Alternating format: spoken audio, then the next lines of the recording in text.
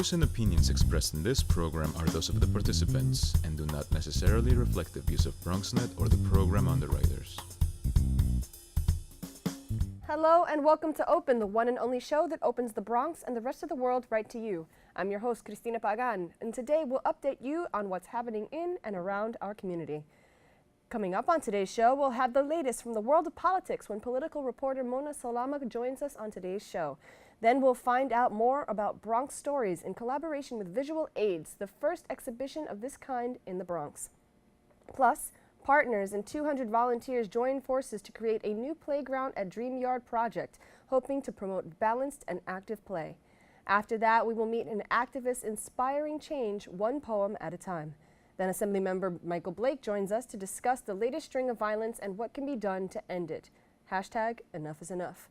All this and much more is headed your way because we are now officially open.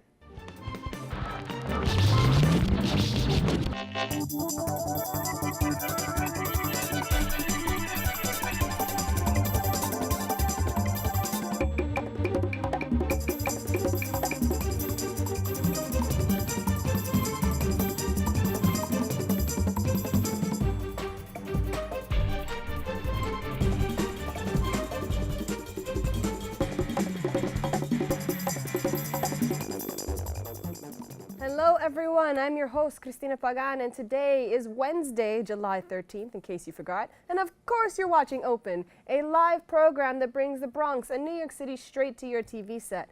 We want to encourage you to stay connected to us. You can find us on Twitter at BronxNet TV and Facebook at Open BronxNet Television. Today we remember and celebrate the life of great American hero, Tuskegee Airman, long-serving BronxNet board member and former president of Bronx Community College, Dr. Roscoe C. Brown. Let's take a look. Are we ready? 5, 4, 3, 2, 1, go! The idea behind the race was participation, so that people would feel proud about the Bronx, proud about the college, and proud about their own bodies. We started with about 300 people, and now we have over 2,000 people running and walking. It's really a thrill to be here 37 years later.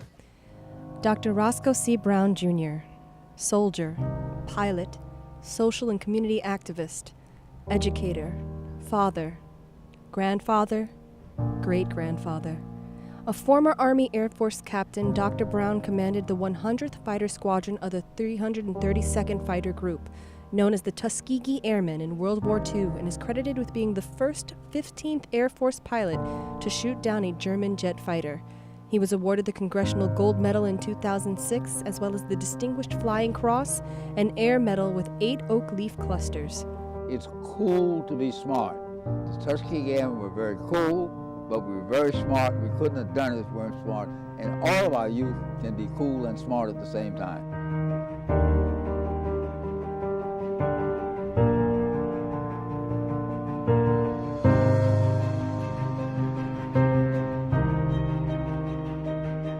Although a native of Washington, D.C., Dr. Brown found a home in the Bronx and became a vocal advocate for its citizens.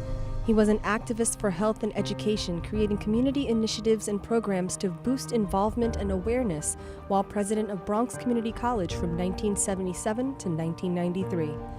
An avid runner who completed the New York City Marathon 9 times, Dr. Brown helped create the annual Run the Bronx race to bring health awareness to the people of the Bronx, as well as showcase the beauty of his adopted city. The race celebrated its 38th anniversary this year. It feels wonderful, particularly since most of these people who are running weren't born when we started.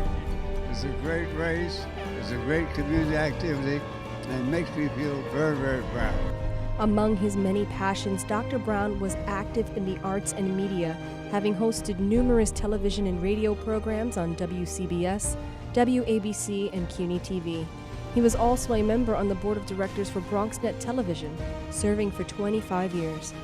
Board of Directors Chairman Paul Gentile stated, "The entire BronxNet family mourns the death of Dr. Roscoe Brown, a board member for the past 25 years whose service to our country and his community have been extraordinary. An educator and a World War II pilot with the Tuskegee Airmen, Roscoe Brown leaves a legacy of integrity, wisdom, and courage in serving his fellow man. BronxNet celebrates and salutes the life of this great man who is impossible to replace. He will remain in our collective memories for all time. Today, I am giving Dr. Roscoe Brown Jr. the key to the Bronx. I am Dr. Roscoe C. Brown Jr. I served in World War II. I was a member of the Tuskegee Airmen, America's first African-American fighter pilots. Like all young people at that time, we wanted to serve our nation because we believed in what it stood for and what it could be. This is a real hero. This is a man who could have gone off and done whatever he wanted, but stayed in what I call God's country. Stayed here and gave of himself, sacrificed, taught others, invested in future generations. He, ladies and gentlemen, embodies everything that we know of the Bronx. He embodies history. He embodies culture. He embodies perseverance. He embodies commitment and community. He is the reason why many of us have had our doors open. Dr. Brown is survived by his 4 children, 6 grandchildren, and 4 great-grandchildren. His energy for life, his strength of conviction, and fortitude of spirit will serve as a model for generations to come. We celebrate the life and legacy of Dr. Roscoe C. Brown, Jr.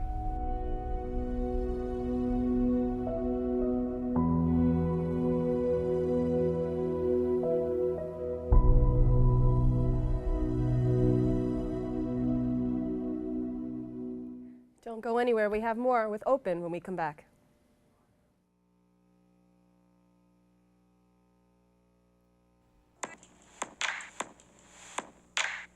So yeah, being a womanhood and being a woman is complex.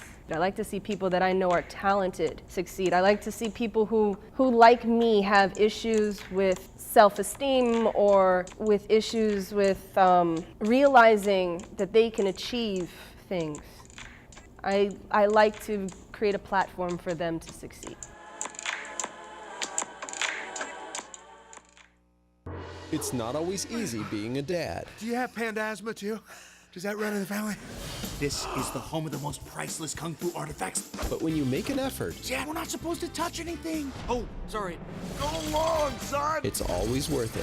Whoa! Faster! The smallest moments can have the biggest impact on a child's life. Take time to be a dad today. I am gonna get you. I'm gonna get you. Call 877-4DAD-411 or visit fatherhood.gov to learn more. Our first guest is here today to give us the latest news from the world of politics and those making headlines. We welcome political reporter Mona Salama. Welcome. Hi, what's going on? All right, so we're going to talk about today that Bernie has finally endorsed Hillary Clinton. What's your take on that? I felt like he backstabbed his supporters. Like, he was so against her, and, you know, trying to make a point that, like, it was a political revolution and Hillary was the establishment. And then all of a sudden, he says that he got what he wanted with this platform that they had over the weekend with the DNC. And he only got, like, what, maybe 60% of what he wanted. He never got the TPP, and he never got about fracking. He only got about universal health care and federal minimum wage increase of $15. But he says it's like a progressive agenda moving forward. Now that she has to keep, if she gets elected, she has to promise within the first 100 days that she can pass this type of legislation. But like with his supporters, I just think it was like a backstabbing. And like you look on like social media and then you ask a lot of college kids, they're like, what happened? This was supposed to be our guy. But I mean, what can people really expect? Did he not support her at all? Did he continue to run on another platform and not actually get elected and leave the door open more for Trump to be elected? Is that? Well, he could have either run third party, because he was really a third party candidate. He's really independent. He's a democratic socialist. Or he could have joined forces with the Green candidate, Jill. Or he could have just remained silent. Like, you know, if you look at the Republican side, Ted Cruz, you know, even though they have came out and not supported him, they remained quiet and waited to see what would happen later on. I can see that. I mean, they, like you said, he did get some concession. I don't know that anybody's ever going to get 100% of concession, because then Hillary also has to remember that she has to maintain some sort of like, okay, well, I'm in control here. And if she does a complete 180, then her supporters are going to be like, well, what's happening here too? So it becomes a bit of a balance. But you also mentioned off camera about Donald Trump's tweet of the year. Yeah, so the best tweet that he wrote was, Bernie Sanders endorsing Hillary Clinton is like Occupy Wall Street endorsing Goldman Sachs. And I think that was the best tweet ever because it's the truth. Like, you know, he was so against everything she stood for, and he went and said, I'm backing her. So it was like a big, like, what's going on? Right. But what is going on with the self-proclaimed law and order candidate, Mr. Trump? Well, Mr. Trump right now is looking for his VP candidate. Like Monday, we had to Cleveland, the Republican Party. So he's making this big thing on Friday, announcing his VP. He's really looking forward to Mike Pence from governor of Indiana. So he's really like vetting these candidates.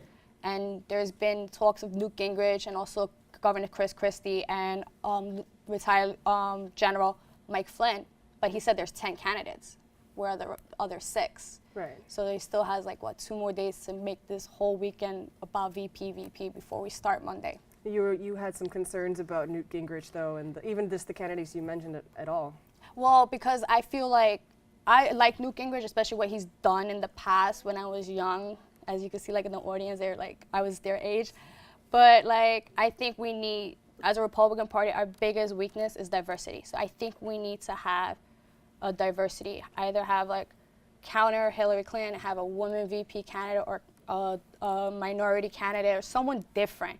Someone that where the name and like recognition would be different, but still be a political figure. I mean, but the past few choices that people have had of like women candidates for the Republican Party have not been exactly the greatest choices in the world. Who could they look to for, let's say, a woman in the Republican Party? Well, you know, New Mexico Governor Susana Martinez, she was like the top favorite. I don't know if he's vetted her or even talked to her, because I remember when it was a New Mexico primary, he did say something like blaming her for the increase of welfare in her state. So he kind of did like attack her. But there's Carly Fiorina is like, she was Cruz's VP, so I don't think he wants that. I think she was like a curse to his candidacy. But you can also look at like maybe Senator Ted Cruz, you know. That could be a possible pick. They actually spoke last week when Trump was in DC. Maybe they didn't disclose about VP or anything or endorsement, but maybe they're talking about that. That could really unite the Republican Party, especially the Never Trump movement, because they're most of them are Cruz supporters, and they don't believe Trump is a conservative. So if that was to coalesce, that would be a very strong force with the conservative and the Republican Party together. But then wouldn't that also be then, again, another just oxymoron in Trump's like litany of things to do, like to go with Lion Ted, as he called him, and make him his VP? Well, it was a brutal primary, and like, you know, when Marco dropped out and was okay with him, he actually said, you know, I didn't mean to call him Little Marco. I think like during a primary is always a political strategy of always weaken your opponent so, you know, voters can vote for you and make the other person drop out. And when, you know, he becomes the eventual nominee, the rivals will either talk about it and then just be like, bygones be bygones, as you can see with Bernie and Hillary yesterday. You know, they attacked each other. They didn't attack it as much as like the Republicans did, but he really went after her, that Trump is using it against her. Yeah, but I mean, in the way that the Trump goes after his opponents was more of like a Mean Girls kind of way. Like he calls people names, kind of sets the mood and kind of adds gossip, fuel to the gossip fire. Whereas even Hillary and Bernie kind of pointed out that they had more of a political campaign. They didn't run a campaign of smearing each other personally. They really went for the issues, and it became about the issues. So it seems a little hard for people to get over, you know, that Mean Girls mentality, and then all of a sudden we're buddy-buddy, and you're always going to assume that person's going to stab you in the back. Is that something that they should be worried about? Well, like, Trump has an outgoing personality. He's very brash. He's straight to your face. He'll tell you how it is. And the voters really love that about him. So when he was saying Lion Ted, Little Marco, low energy jab, the voters loved it. His supporters were enthusiastic about it. And that's what really walled up the base. And that's how he got 14 million voters coming out for him. I think in order to unite the party, especially either side, it's like you have to let bygones be bygones, or we're going to be defeated. Republicans, when we unite, we can win. When we're divided, we lose. As any other house, right? Yeah. Divided we stand, divided we fall, together we stand. So he actually, Trump laid out a 10-point plan. Did you read about this? Yeah, he had a veterans conference on Monday, right? Yeah, Monday, right after the Dallas thing. It was supposed to be on Friday in Florida, but then the Dallas shooting, rest in peace to the 5 officers, and it got pushed on to Monday. So he announced a 10-point plan of reforming the VA system. The VA system is very corrupt and very broken. Like, you have the higher-ups getting bonuses, and then our veterans, 22 are dying a day and not getting the treatment that they deserve, and they have to go to a hospital like 40 miles away, for example. They can't just go to like right here, St. Barnabas is here, or like. I mean, there's a VA hospital right on University here. Yeah, but I imagine like if you live in like South Bronx, you would have to go all the way up there instead of just going to like Bronx, Lebanon, or like Montefiore or something like that. So he wants to like reform that where like the veterans have a choice to go wherever it takes, and then the government can pay for it because it still would be within the plan. And basically working within the VA system, make sure it's not corrupt, and reforming it and firing the ones that are not hurting the veterans, and having opening a 24-hour hotline for veterans to call. Because if you ever actually do call the 24-hour hotline, they put you on hold. It's worse than like calling your phone company to things like that. Please hold. Yeah, please hold, and then with the music, and then they send you around the world. The next thing you know, you're in India talking to them. Oh my goodness gracious. So you actually are going to the RNC, right? Yeah. What are you looking forward to seeing there? I'm looking just to see what's this all about, the whole general and things like that, how it's all run, and who's gonna speak, how is the party gonna unite? Because I know Rubio said he's not going now, but Rubio has 173 delegates that he should be there and thanking. Like Cruz said, I'm going there to thank my supporters and the 500 plus delegates that he had. Thank you for sticking by me. He should go there, and he's using an excuse of campaigning, but nobody really campaigns in the summer. Right. So. Well, it'll be electrifying to say the least. It'll be electrifying, a lot of work. Thank you so much for your time. We have to take a quick break, but when we return, we'll find out about an event that you won't want to miss. So stay tuned. When I think of being a woman, I think of the women in my life. They just did whatever they needed to do to get things done. Being seen as like weak or emotional, or that you need to be supported, that's, I think, one of my biggest struggles being a woman now. I feel like as a woman you can do anything. I feel like I can do anything a guy can do plus.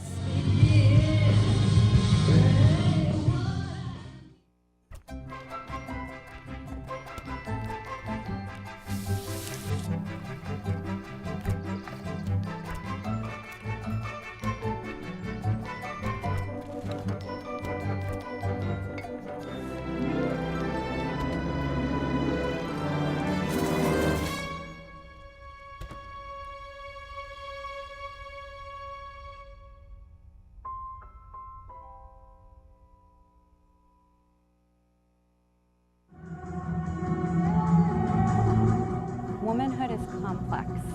It's not a one-way street. I believe you need other women, but I also think that you need a man.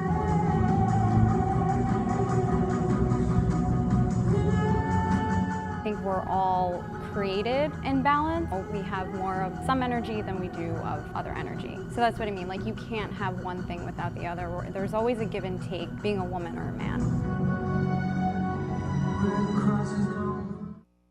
They said I have troll teeth. That my voice sounded like a possessed baby doll. That no one would ever love someone as stupid as me. That I was fat, ugly. Disgusting.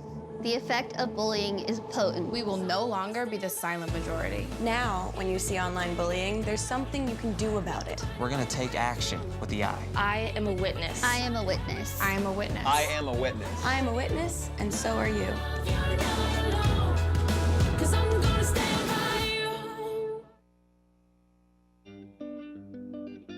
Hello, good people of the Bronx and beyond. Welcome to A Life in Art.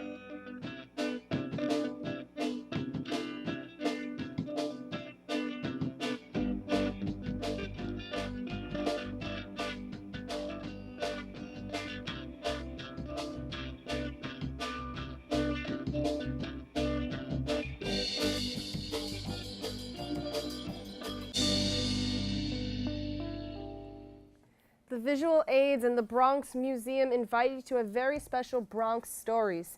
Bronx Stories is an evening of storytelling, poetry, and music inspired by the Bronx and the works of art on view in the Art AIDS America exhibition.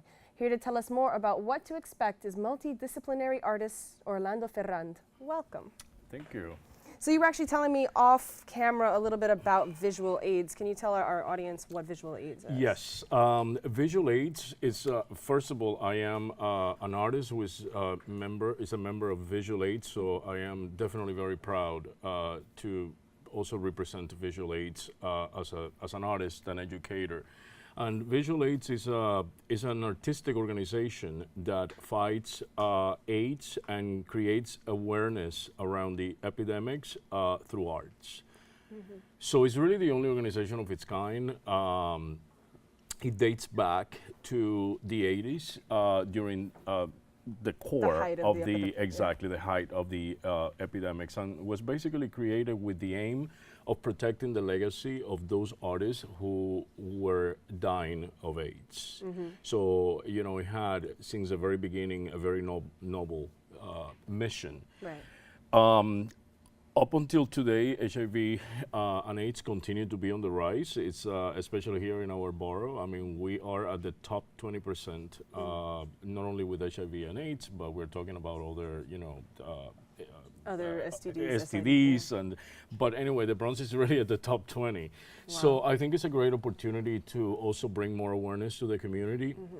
And, you know, I think sometimes, I was just watching earlier your segment on politics. It's interesting to me. I mean, I am glad that I am an artist and not a politician, because so am I. Really, I am Totally. extremely honored to be an artist and not a politician, because what happens is that things get extremely compromised with politics. Mm-hmm. You know, we're talking, politics is a game, really. I mean, we're talking about, you know, Bernie Sanders and Hillary Clinton. In the long run, well, I am glad that he's also supporting her. But, you know, it's a game. Really, and it's a game of forces, right? So one of the things that I think art allows us to do is to create a dialogue that is far more enriching, encompassing, and more holistic. Mm-hmm. You know, politics doesn't have that. And less divisional, right? It's less divisional. I think that is a great way of looking at it. And that's the reason why I think organizations like Visual Aids, and now, you know, the Bronx Museum are actually teaming up along with other supporters, such as the Andy Warhol Foundation, to create this exhibit. Bronx Stories is actually sprang out of AIDS America. Oh, That's the idea for, well, not from the beginning, but this is a topic one, yeah. for this particular exhibit. Right. And what I think is interesting is that people are going to have the opportunity to also look at the work of extraordinary artists, and some of them were actually really born here in the Bronx, who have dealt with the issue of HIV and AIDS through their art and are completely underrated. Okay. You know what intrigues me actually about this, reading it, that this is the first time that there's been an exhibit in this borough about AIDS. Yes. Like that's amazing to me. It's 2016. I know, and you know, it's one of those sweet contradictions of the Bronx. You know, I love the Bronx. I actually made it my home many years ago, but I continue to be baffled about issues like this. And I have worked, you know, I mean, I am an arts educator as well, as you know, and I have an ongoing project at I teach at Hostos Community College. I'm an adjunct professor there. And here at Lehman, I come here and do a master class every year. And, you know, it amazes me to see how deprived our communities are. And that's the reason why people leave sometimes, right? We have this amazing well of artists.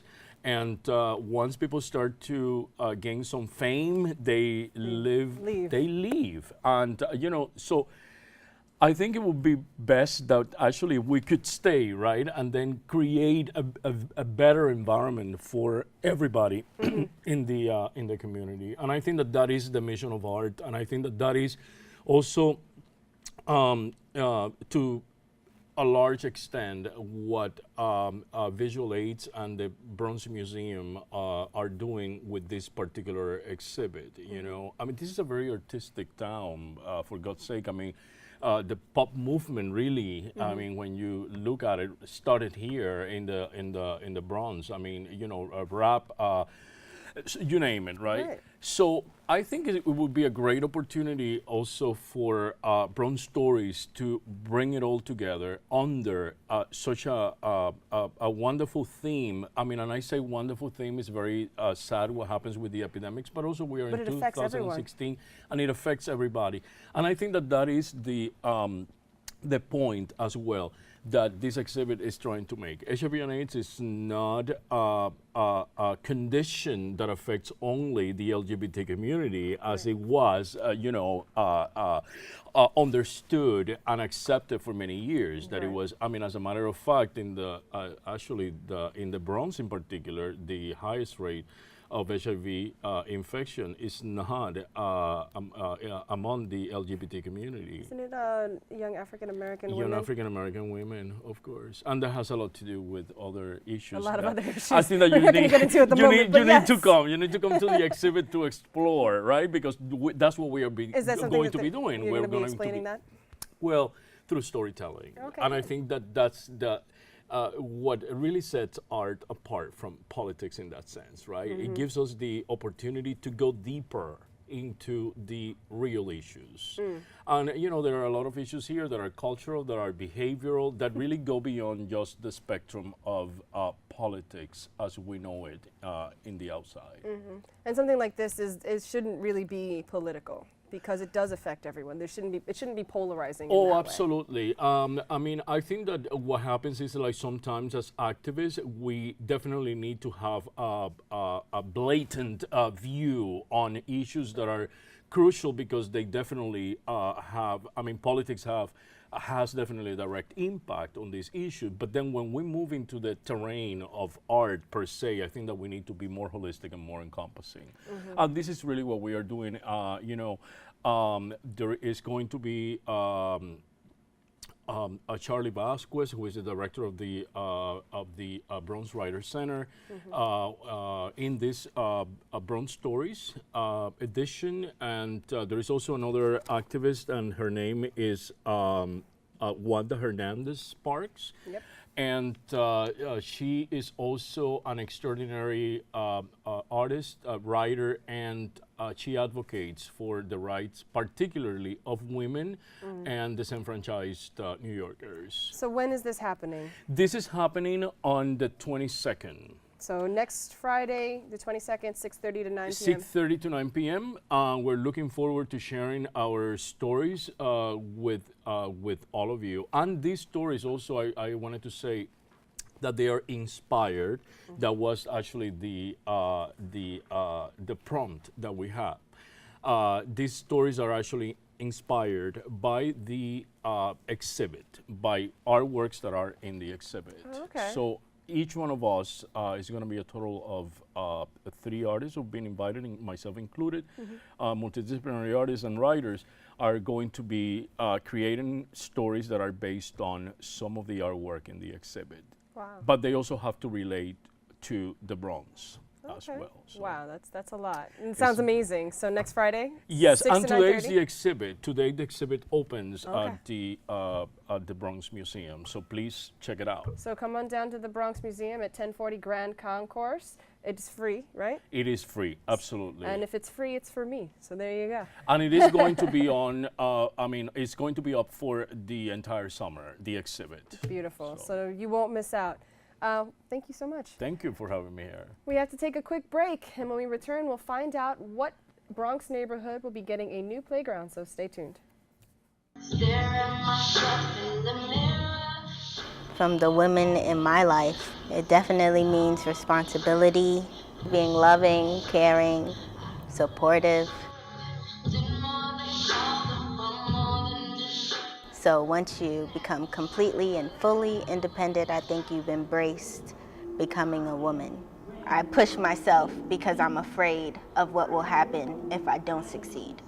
From the roads of Botswana, from 23rd Street, from the inside, Third Eye, think a girl becomes a woman when she doesn't feel that she absolutely needs to have the outside approval of someone telling her that she's validated. Well, she gets that from herself. She can make her own decisions, and she's finally at that point where she says, well, my life, my opinion, I do what I want. I make decisions, and that's how it's gonna be. You wanna love me? Love me. You know, there's a door to my life. You either come in the door or you leave the door, but don't block the door because other people wanna come in and out. That's when I think a girl becomes a woman.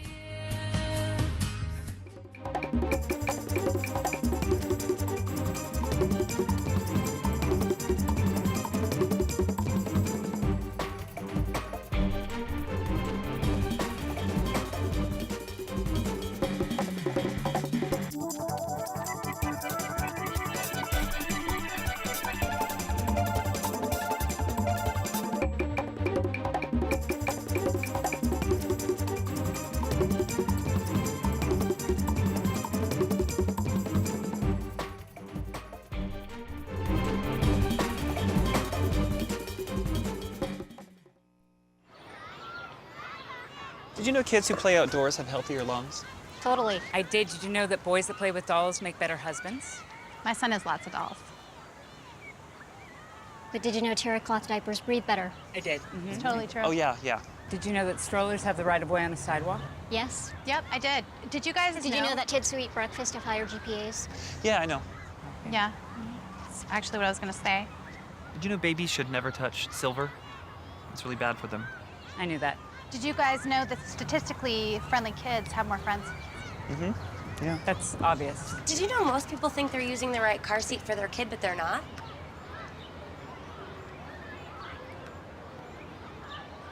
Parents who really know it all know for sure that their child is in the right seat at the right age and size. Visit safercar.gov/the right seat to make sure your child is protected. I'm putting that on my blog. I just put it in mine. Welcome back to Open. I'm your host, Cristina Pagan. 200 volunteers help improve Bronx kids' lives and futures with play. Partners join forces to create a new playground at the Dream Yard Project. The new playground will bring more than 1,000 kids in the Morrisania community of the South Bronx closer to having a balanced, play-filled childhood. Here to tell us more about the project is the manager of Children and Family Programs, Hector Rivera. Hello there. Hi, good morning. Good morning. So what was the impetus for the creation of this playground? Sure. So Morrisania was rezoned to be a residential community. Okay. Before that, there were lumber yards and gas stations. And so there are now developers who are developing that area of the Bronx. New homes popping up everywhere. But what we don't have is a place for our children to play. Dream Yard intentionally moved into this community around 6 to 7 years ago. And we have a beautiful art center. We have classrooms. We offer kindergarten to 12th grade art classes and all sorts of art disciplines. But what we don't have is a playground for our children to play. Right. So when we have events, we usually close down the parking lot, close down the street to have block parties, back to school events, movie nights. That sounds fun. It's a lot of fun. It's a lot of great. You know, you see that when you have more homes going up, you have more families moving in, more children in the community. So we have an enormous amount of children who come to the art center. And nowhere to go with them. And nowhere to play with them, exactly. Right. I mean, because it's one thing to be cooped up inside. Doing art is great, as you know, our last guest just pointed out, that art brings the community together, but you know, kids need to go out and release that energy after a while, right? Yes, absolutely. So when is it already being built, or is it just starting? It is happening next week. We're super excited. Thursday, July 21st. All of the shipments of the equipment will come in. So folks will be gathering at 9 a.m. at the Art Center to sort of like organize everything, put it where it needs to go. And then Saturday, July 23rd at 8 a.m., all 200 volunteers will get together to build. So while the adults and the teenagers are building the playground, it'll be done in about 6 hours. Wow, that's pretty fast. It is fast. Kaboom is the organization that granted us this opportunity. They're a national nonprofit organization that provides play spaces for children, particularly living in poverty. And they partner with Delta Airlines, who is sponsoring the playground. Very nice. So they have a very strategic plan, and they know how to do this. So it'll be done in 6 hours. Wow. I think it takes people longer to put like an IKEA furniture together sometimes. Like 6 hours to put in a playground. That's pretty amazing. So you can imagine we're all just like, are you sure, Kaboom? Like, is this really gonna happen? Meanwhile, the kids would be partaking in 6 hours of curated like play activities. So that at the end of the day at 2 p.m. we'll have a ribbon cutting ceremony and we'll reveal our new playground. I mean, has the lot been cleared? Is it just ready to go? Okay, it's not like you have to clean it out and then put things in. It's already cleaned out. Nope. And just putting everything down. And absolutely. So it's been. I mean, we've been planning this. I want to say since April. We partner with Bronx Pro, who's our private developer, where we are housed. And the playground essentially is in the backyard of a new building they built right across the street at 1070 Washington Avenue. So they've cleared it all out, laid out some stone. Kaboom has specific requirements that they needed to be done to prep for the site. So we're all ready for the 21st. Where did these 200 volunteers come from? They're coming from all over, right? So Delta is providing around like 145 volunteers with 12 captains who are going to lead us in build activities. Lead you into battle. into battle. And the rest are coming from our community. Wow. We're reaching out to all of our families, their friends, making phone calls home, putting out posts on social media, and inviting everyone to please be a part of this wonderful opportunity. Oh, do people have to sign up? Can people still sign up if they'd like to volunteer? People can still sign up. You can email me at hrivera@dreamyard.com, or you can just stop by. Yeah, just come on by. Just come on by. We're located at the corner of 166th Street on Washington Avenue. And that'll be that Saturday, right? It'll be that Saturday. If you want to come help us organize materials, that would also be helpful. But the main day, the important day, is Saturday, July 23rd at 8 a.m. How big is this playground going to be?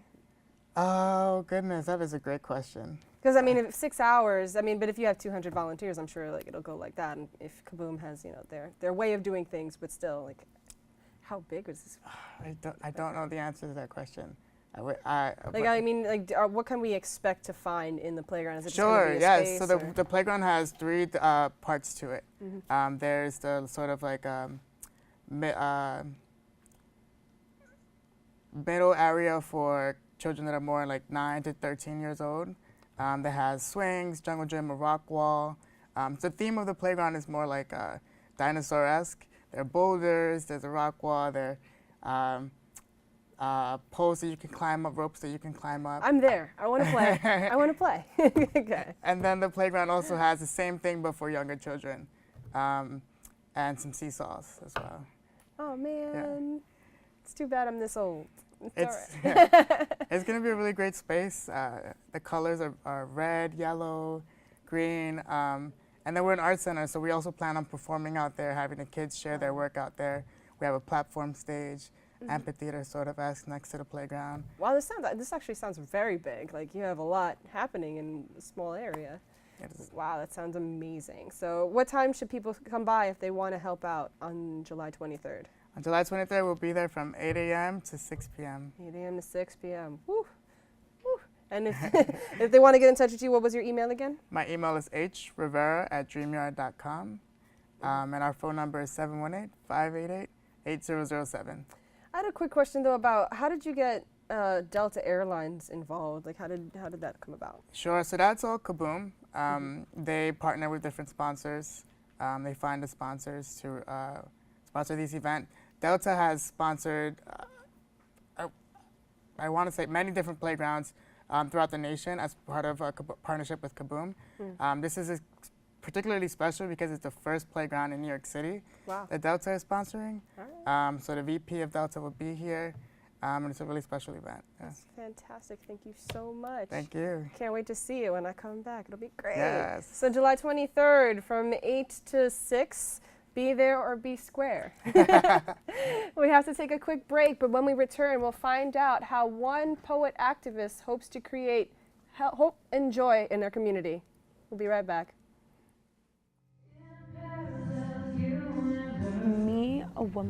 To be a woman is someone who is empowered, someone who has confidence within herself, yet knows that she isn't perfect. Like, I feel all women, body shape, size, height, color, we're all beautiful in our own way. Nothing can break a woman.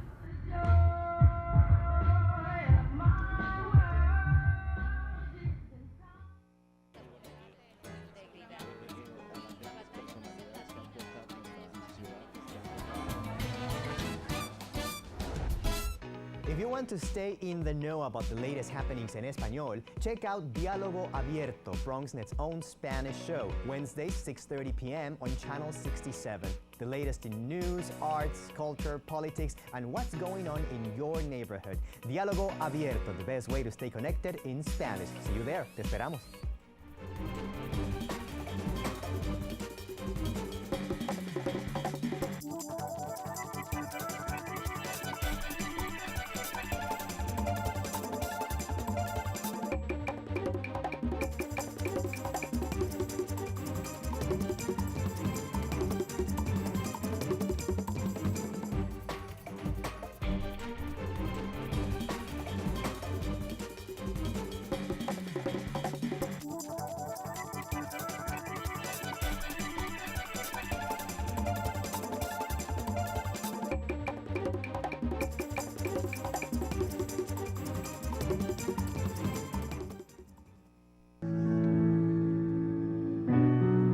Being a woman for me is being able to do it all. And from my own experience, I learned to fight through everything by myself. What empowers me is being able to help someone that doesn't know how to get help. So I believe that women are or should be independent, and I believe that I'm independent.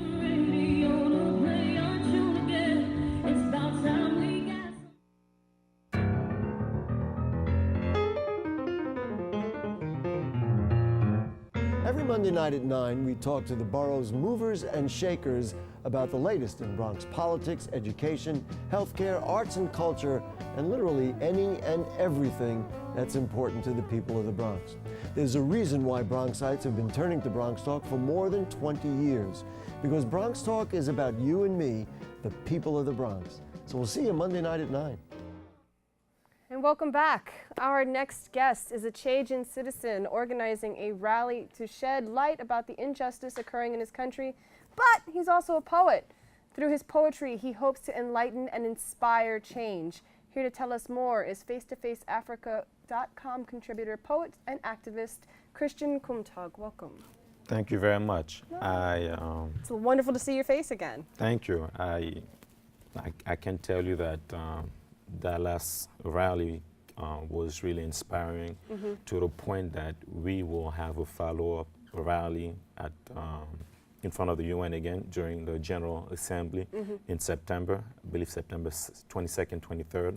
And the whole purpose, again, is to make sure that democracy is really the foundation of my own country, not only my own country, but all over Africa.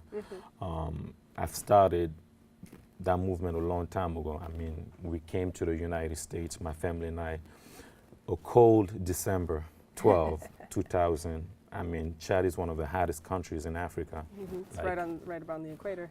Exactly. Chad, you have Chad here, you have Libya, you have Sudan on the other side, Cameroon, you have Nigeria, and it's really central. And currently, if you check on Google, put Chad's 100 plus, right? 100 plus. So coming here on December 12 was really a drastic change. And in Chad, we speak French and Arabic.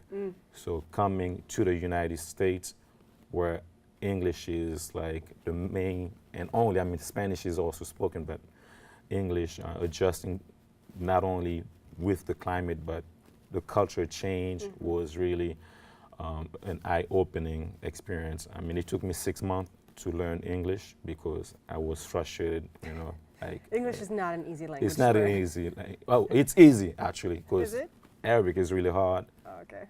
And French is hard. I mean, yes, Arabic French is not my favorite language at so all. it was really a relief, and I actually fell in love with poetry in my English class. It was in 2001.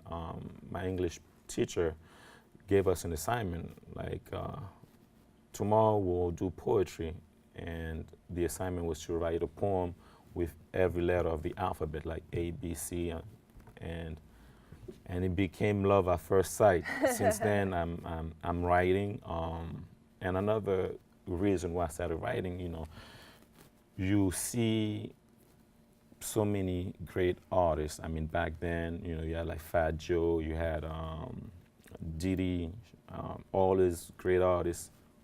They have an amazing platform, but the message is so detrimental. I mean, I understand you don't want to be dancing to "I know I can be what I want to be," but you know, at the same time, as an artist, it is your job to inspire and to inspire positive change. You know, a lot of the music that we hear, Hot 97, Power 105, the bottom line, if we are honest, is detrimental. Yeah, it's detrimental. Exactly. You know, how many times can we rap about how much we have in the banks, or the Mercedes-Benz and Bugatti, or Rick Ross, you know, like all those. I mean, it's great that you are wealthy, but there's a big issue in our community. You know, poverty, and the gentleman spoke about AIDS, and you know, as an artist, it would be a great thing to inspire positive change, and that was my purpose since day one with my self-published book. Awesome. Well, I hear you actually have a poem to recite for us. Yes. What is it? The poem was entitled in the beginning, "I Am That I Am," and I changed the title to "I Am African." I mean, I wrote a poem in college. I was running for Mr. York. I went to York College, and there was a competition, and that was part of the segment. And the poem is a product of what we see about Africa in the media, when the reality of what I know about Africa is beautiful, developed, and amazing. But yeah, the poem is called "I Am That I Am." Would you mind sharing it with our audience? Sure. Right. I am African. You made me who I am, Mama Africa. From my head to my heart, from my arms to my legs. I am my father's sperm. I am my mother's egg. I am my father's sperm. I am my mother's egg. Similar to the notion of time, I use a metaphor, these rhymes. Just like the notion of time, I use a metaphor, these rhymes. Is it a crime that these fingers are translating what your heart cannot? Giving two senses in a natural common sense, it's sixth sense, and these bits your senses lack. I was never gone, I never left. There's no need for you or her or him to say that I'm back. What does it really mean to be African in America and be black? What does it really mean to be African in America and be black? On a better note, I am the one who's bringing sexy back. Africa is not misery. African is not AIDS. Africa is not Ebola. African is not malaria. Africa is beautiful. Africa is the essence. African is intelligence. Africa is our tomorrow. So, like a river glorious, allow me to flow. Like the angel's halo, I will glow. Like the pharaoh's afro, the pharaohs used to have afro, I will grow. Like yes, I'll never say no unless I'm not who I said I was. I am African. Thank you.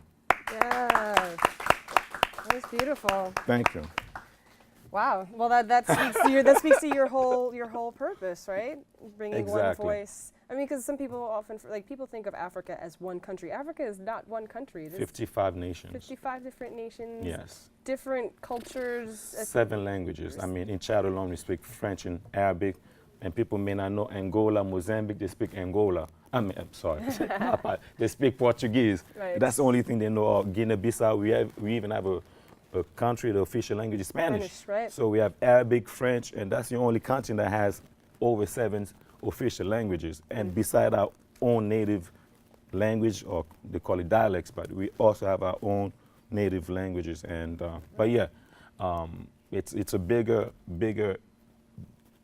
fight because it's the media, because, you know, billions of dollars, if the media decide to portray Africa a certain way, it is my duty to make sure that the truth is shared, that, you know, it's not what you see on TV.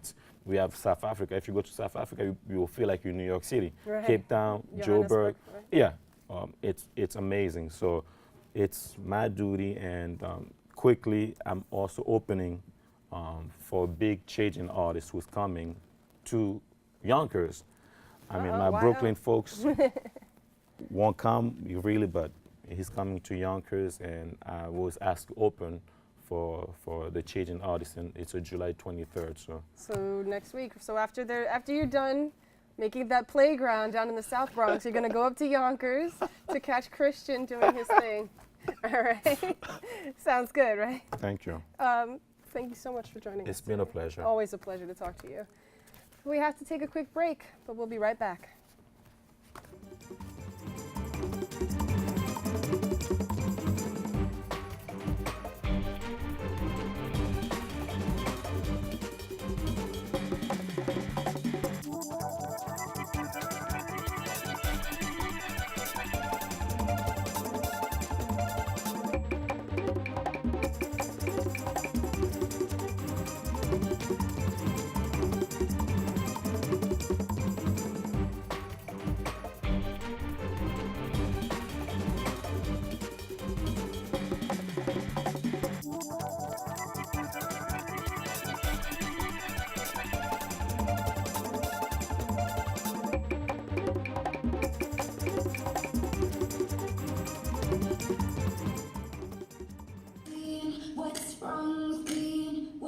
Being a woman to me is about being very strong and being able to hold my own.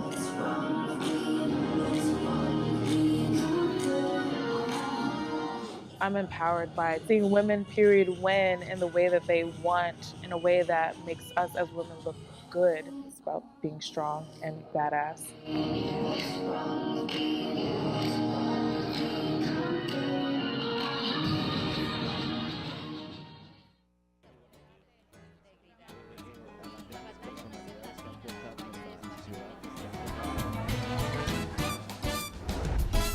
If you want to stay in the know about the latest happenings en español, check out Diálogo Abierto, BronxNet's own Spanish show, Wednesdays, 6:30 p.m. on Channel 67. The latest in news, arts, culture, politics, and what's going on in your neighborhood. Diálogo Abierto, the best way to stay connected in Spanish. See you there. Te esperamos. As women, we are taught indirectly through society that we are inferior to men. And being able to have the ability to conquer any type of stereotype that is put on women, it's pretty cool. Who owns the throne?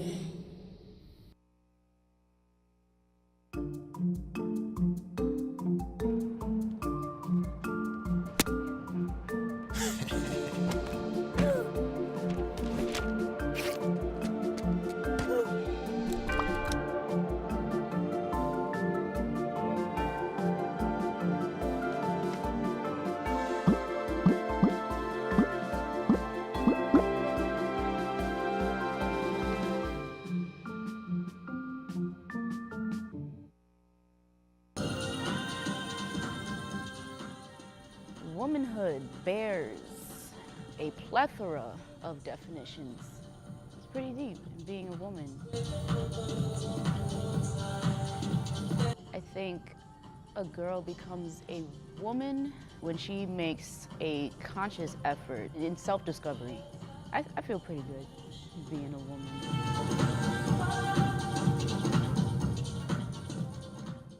Welcome back to Open. After a recent string of violence and shootings in Baton Rouge, Louisiana, Falcon Heights, Minnesota, and Dallas, Texas, Assemblymember Michael Blake released a statement where he addressed the need for change.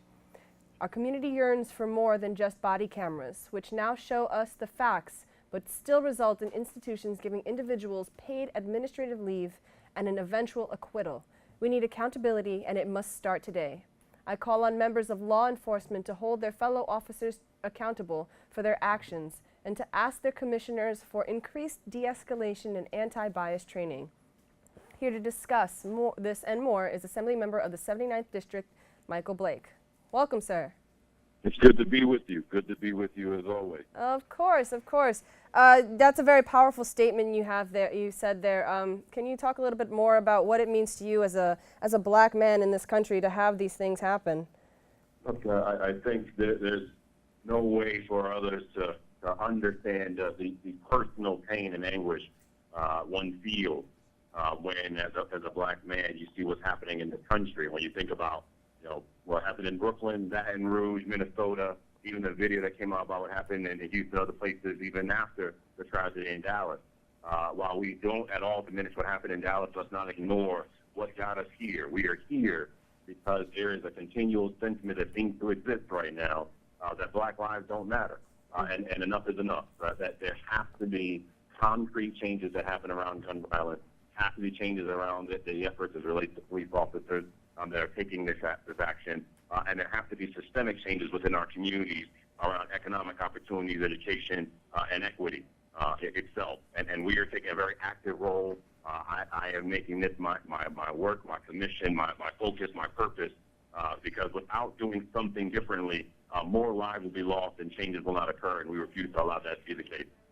Absolutely. And are you starting this hashtag Enough is Enough? Are there any protests planned for the Bronx area? Definitely doing a very focus on the Bronx. I'm actually standing right now at Holsville Community College. Governor Cuomo just made 3 announcements, one of which around increasing money for the urban youth tax credit so that companies that hire young people, especially young people of color, can get a $5,000 stipend for that. What are we doing on more work around the strike force and other initiatives as well? On this Saturday, I will be convening a roundtable this Saturday morning at 9:30 a.m. At Claremont Neighborhood Center, a roundtable for young men ages 16 to 24 with the CEO of the My Brother's Keeper Alliance, Blair Taylor, so that we can start working through concrete changes that need to happen itself. The time is now. We will not rest until substantive changes occur, and anyone that wishes to join with us, anyone that is ready to say enough is enough, regardless of your race, you should care about what's happening to black and Latino men in this country right now. We are not saying that police officers' lives do not matter. We're not saying other lives do not matter, but we have to acknowledge that there's a critical problem occurring in this country where too many people are dying and changes are not happening. So this Saturday at 9:30 a.m., Claremont Neighborhood Center, community conversation with young people, specifically on hearing your voices, and then where do we go from here in terms of making sure special prosecutor becomes statutory in the law of the land and not just an executive order, making sure that we push forward for grand jury transparency so we know what can happen in these courtrooms and these proceedings, making sure that if an officer commits these crimes, that they're immediately placed on leave until we know the facts, and if they determine that criminal charges need to be pursued, that they are pursued and prosecuted to the fullest extent of the law. We have to have those things occur, but we also at the same time need to have more jobs, better schools, better quality of life. You do that all at the same time. It is time for us to use this moment of a crisis and make it an opportunity for change. Thank you, Assemblymember Blake, for your impassioned speech. We appreciate your time. Thank you. Always good to be with you all. Always. Unfortunately, that's all the time we have.